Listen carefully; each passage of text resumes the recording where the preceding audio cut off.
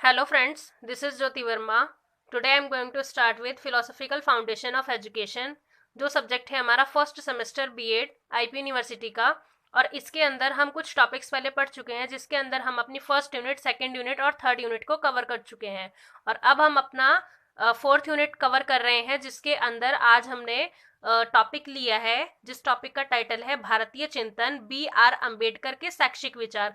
पहले हमने महात्मा गांधी के विचार पढ़े थे और आज हम पढ़ेंगे बी आर अंबेडकर के शैक्षिक विचार, यानी educational thoughts of Indian thinker, जिनका नाम है भीमराव अंबेडकर।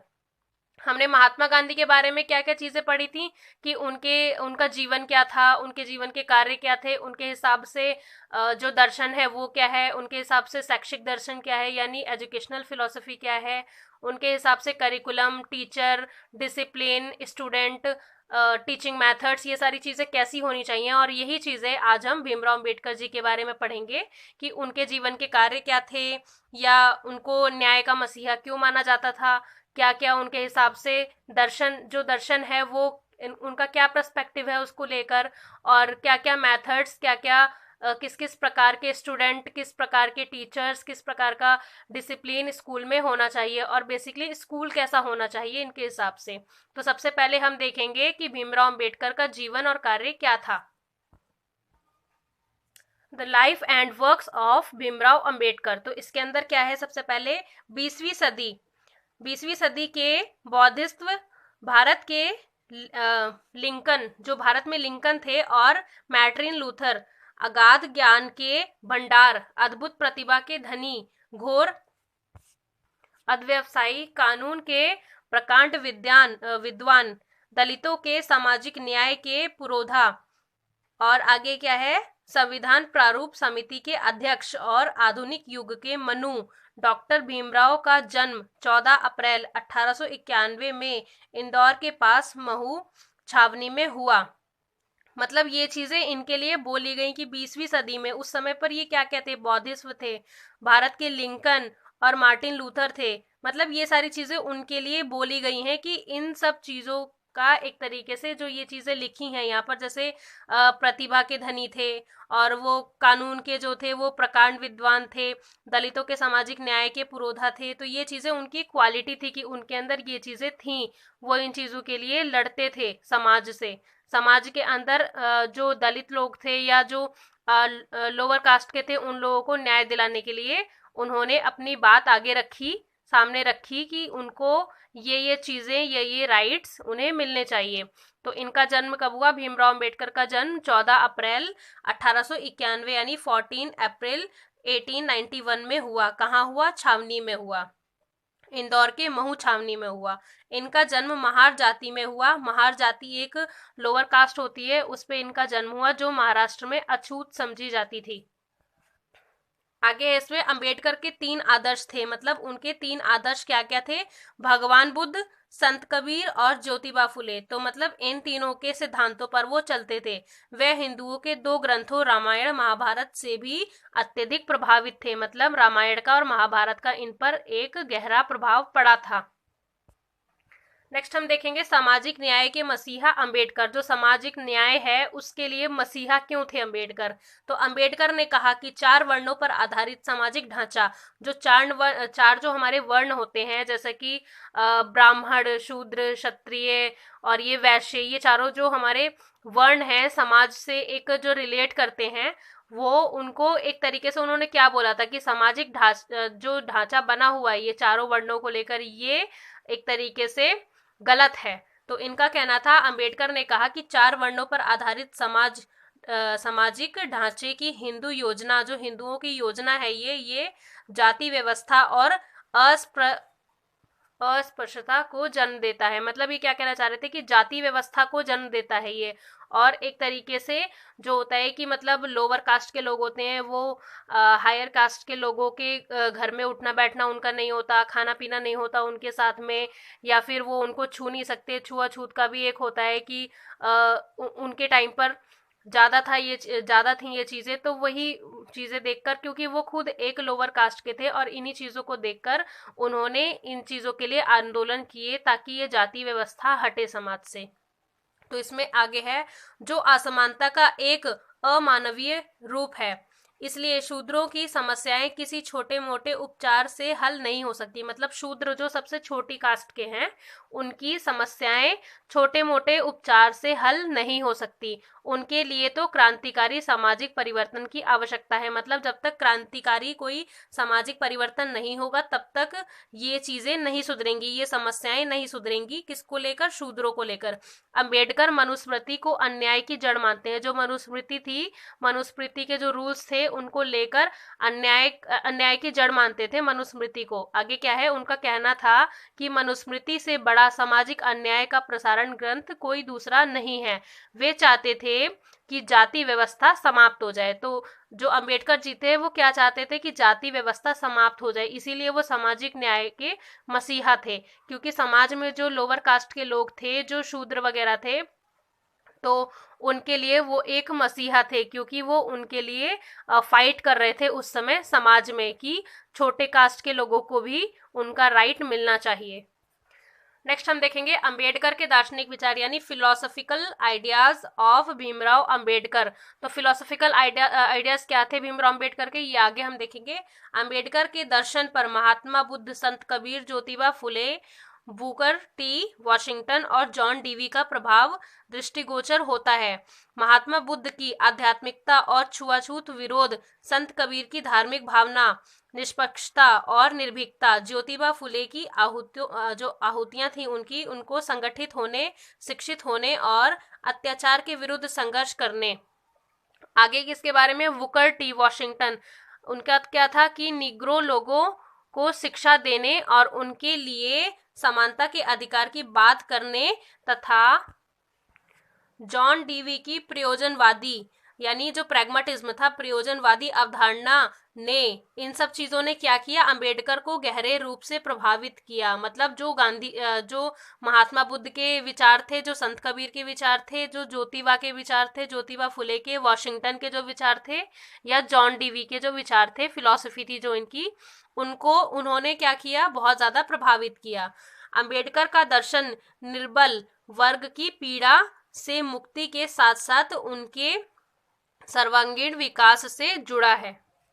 नेक्स्ट हम देखेंगे भीमराव अंबेडकर के शैक्षिक विचार। अभी हमने उनके दार्शनिक विचार देखे थे कि उनकी फिलोसॉफिकल आइडियाज क्या हैं, और अब हम देखेंगे भीमराव अंबेडकर के शैक्षिक विचार यानी शिक्षा को लेकर, एजुकेशन को लेकर उनके क्या क्या आइडियाज थे, क्या क्या विचार थे।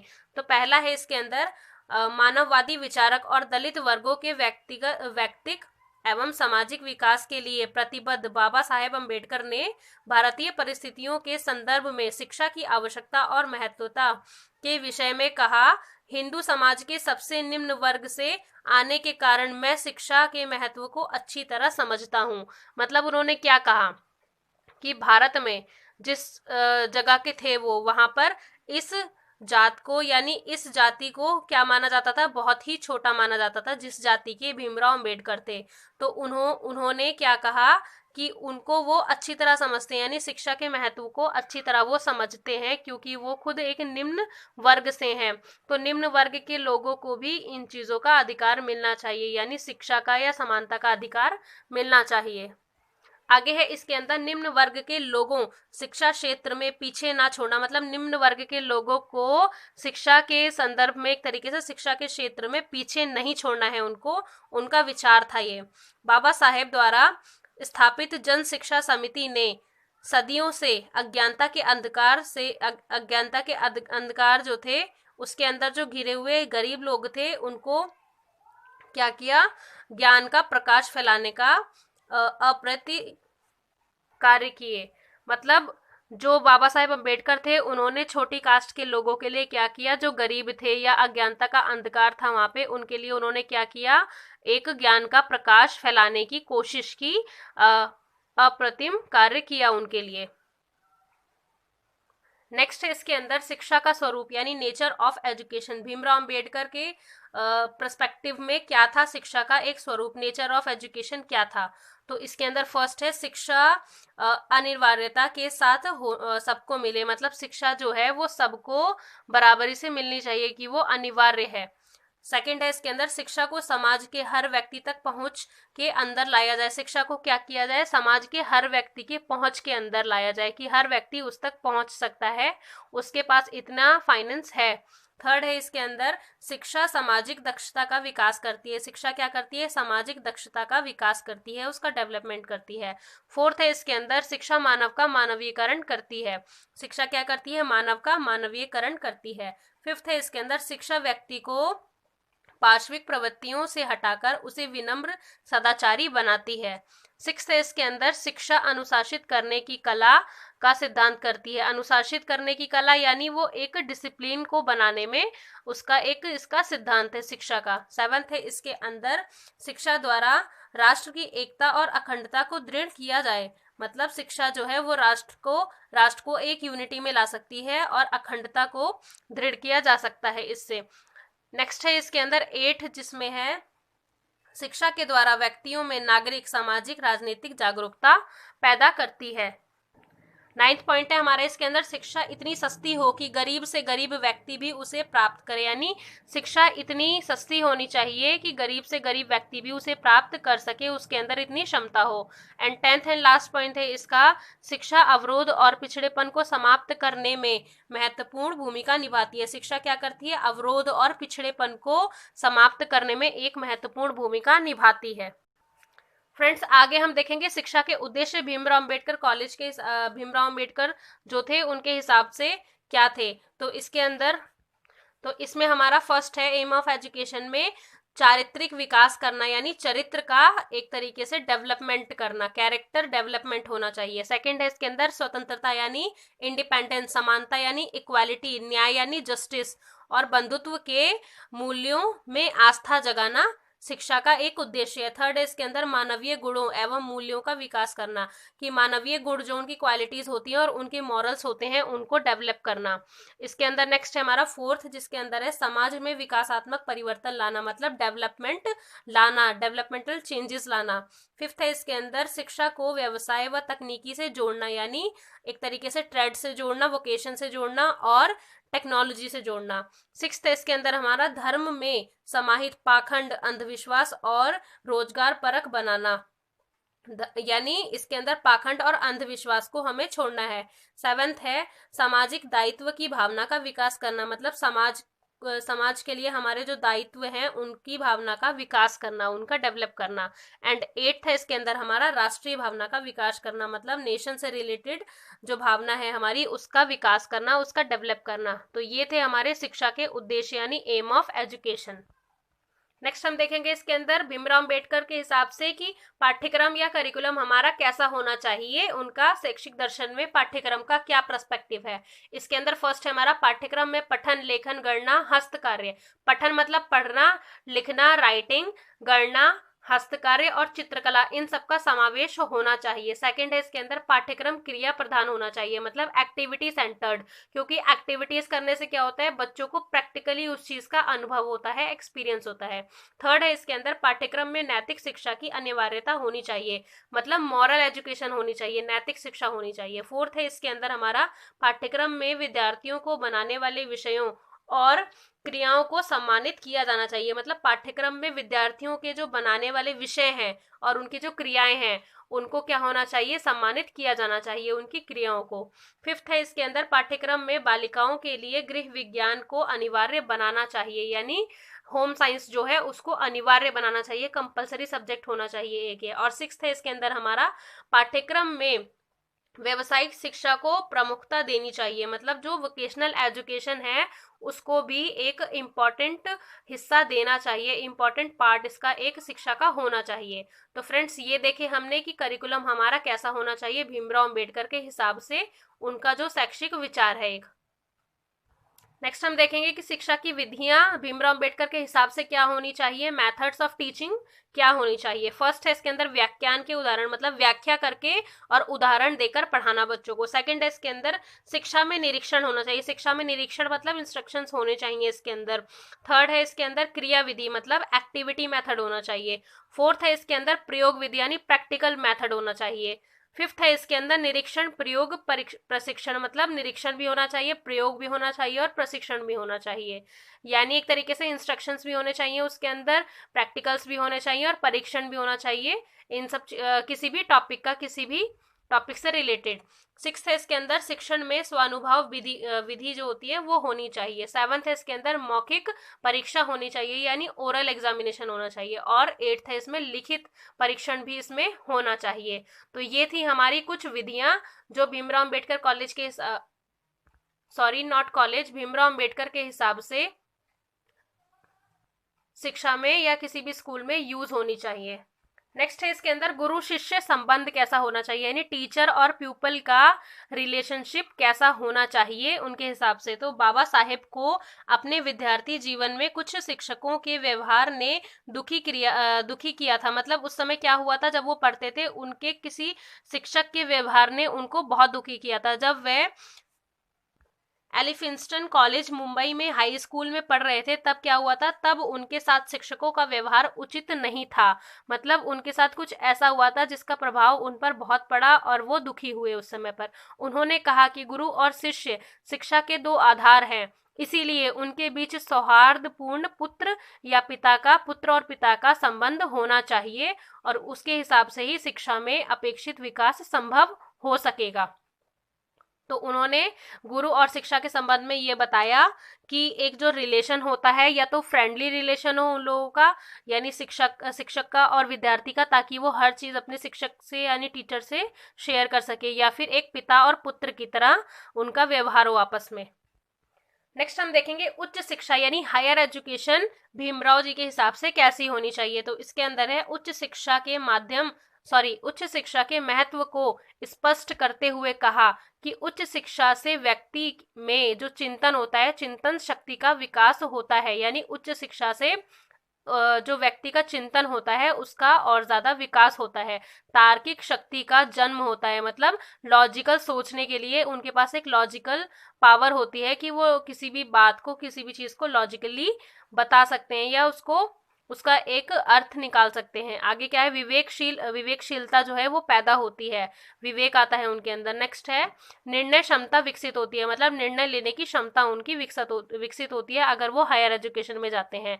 नेक्स्ट है उच्चतर बौद्धिक विकास होता है, मतलब हायर लेवल पे उनकी बुद्धि का विकास होता है। नेक्स्ट है शोध करने की क्षमता को बल मिलता है। तो ये चीजें थी हमारी हायर एजुकेशन यानी उच्च शिक्षा से क्या क्या फायदे होते हैं, क्यों हमें उच्च शिक्षा यानी हायर एजुकेशन लेनी चाहिए। नेक्स्ट है इसके अंदर पुस्तकालय यानी लाइब्रेरी कैसी होनी चाहिए डॉक्टर भीमराव अंबेडकर के हिसाब से।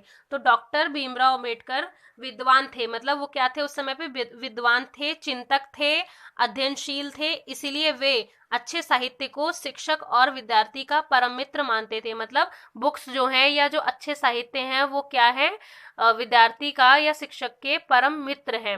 उनका मत था कि शिक्षक और विद्यार्थी के पास अच्छे साहित्य का संग्रह होना चाहिए, मतलब अच्छा साहित्य उनके पास होना चाहिए। उनको अच्छे साहित्य से प्रेम था और उनके पास विशाल निजी पुस्तकालय था, मतलब उनके पास खुद की एक पर्सनल लाइब्रेरी थी, जिसे देखकर एक विदेशी शिष्ट मंडल ने कहा कि यदि विश्व में ऐसा कोई व्यक्ति है जिसने अपना घर पुस्तकों के लिए बनवाया हो तो वो कौन है, कदाचित अंबेडकर ही है। मतलब उनके लिए विद्यालय या पुस्तकों या फिर जो एक लाइब्रेरी है उनका एक बहुत ज्यादा महत्व था और वो साहित्य को बहुत ही इम्पोर्टेंस देते थे और उन्होंने खुद भी अपनी कुछ बुक्स लिखी थी। नेक्स्ट हम देखेंगे इसमें भीमराव अंबेडकर की शिक्षा को देन, यानी भीमराव अंबेडकर ने क्या किया, कंट्रीब्यूशन क्या क्या, किस किस प्रकार के कंट्रीब्यूशन दिए अपने एजुकेशन के अंदर। तो फर्स्ट है इसके अंदर अंबेडकर का ये कहना था आज भी बहुत सार्थक है, मतलब जो अंबेडकर का कहना क्या था कि आज भी बहुत सार्थक है जब तक प्राथमिक शिक्षा की अनिवार्यता को बाध्यकारी नहीं बनाया जाता और जब तक प्राथमिक विद्यालय में दाखिले के नियम को कठोरता से पालन नहीं किया जाता, तब तक समाज के पिछड़े वर्गों की शैक्षिक प्रगति के लिए आवश्यक परिस्थितियां उत्पन्न नहीं होंगी। सेकंड है इसके अंदर अंबेडकर के द्वारा सन 1946 यानी 1946 में स्थापित जन शिक्षा समिति ने सदियों से अज्ञानता के अंधकार से घिरे गरीबों के दरवाजे पर ज्ञान व सीखने का प्रकाश फैलने का अग्रणी प्रयास किया। मतलब भीमराव अंबेडकर ने क्या किया कि जो पिछड़े लोग हैं यानी जिनके पास अज्ञानता है, उनके जो अंधकार को मिटाने के लिए उन्होंने क्या किया, शिक्षा का यानी ज्ञान का प्रकाश उनके एक तरीके से उनके लिए प्रयास किया, ये चीजें उनके लिए कलेक्ट करने के लिए, उनके लिए लाने के लिए। थर्ड है इसके अंदर, अंबेडकर का शिक्षा को व्यवसायिक, तकनीकी और रोजगार परक बनाने का विचार आज की परिस्थितियों में बहुत ही उपयोगी और महत्वपूर्ण है, क्योंकि आज के टाइम पे क्या है, शिक्षा व्यवसायिक है यानी वोकेशनल लेवल पर है, तकनीकी है यानी टेक्निकल है, और रोजगार परक है यानी उससे एम्प्लॉयमेंट बढ़ रही है ज्यादा से ज्यादा। फोर्थ है इसके अंदर, अंबेडकर के द्वारा सन 1946 यानी 1946 यानी आजादी से एक साल पहले में स्थापित जन शिक्षा समिति ने सदियों से अज्ञानता के अधिकार को खत्म करना चाहा। और फिफ्थ है इसके अंदर हमारा, अंबेडकर ने जीवन में चरित्र को बहुत महत्व दिया, मतलब जो कैरेक्टर है उसको बहुत ज्यादा महत्व दिया। उन्होंने बहिष्कृत भारत पत्रिका में लिखा, जो आज के राजनीतिक और सामाजिक परिवेश पर पूरी तरह सही उतरता नजर आता है।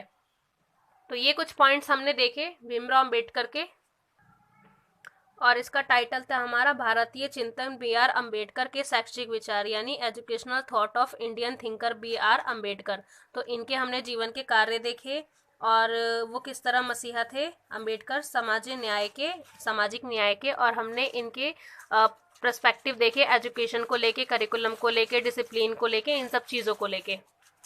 So friends, thank you so much for watching this video. मेरे चैनल को लाइक करें, सब्सक्राइब करें, कमेंट करें एंड शेयर करें।